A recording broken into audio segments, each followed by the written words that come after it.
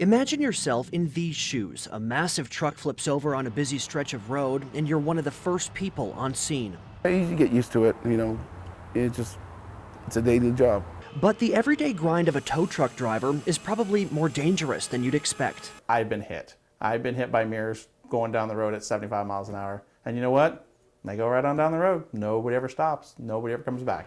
And when it comes to deaths, the numbers are even more staggering. Every time a policeman killed, there's 6 tow truck drivers killed. So no doubt, when the time comes for tow truck drivers to be called to a scene, 40 West Ina. there's a lot going through their minds. Every day I'm scared to death that they're going to get injured. They're going to get injured. Somebody's going to clip them.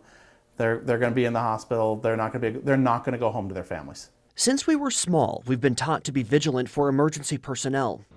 86 652. But what about those vehicles that don't have all the sirens and flashing lights we're used to seeing? The tow truck driver is not considered a first responder or considered an emergency response vehicle. He's just a guy picking up a car.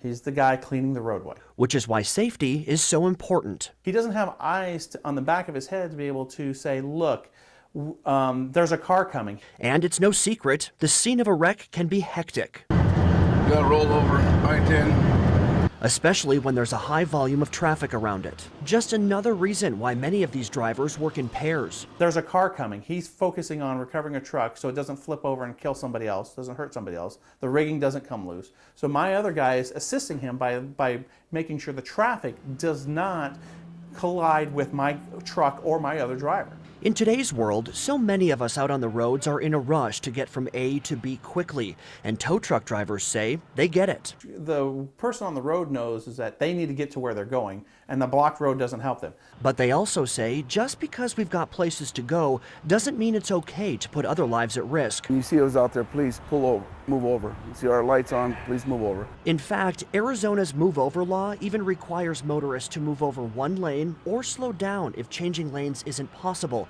A simple concept we can all follow so the roads and those who work on them stay as safe as possible. Mark Charter, KGUN 9, on your side.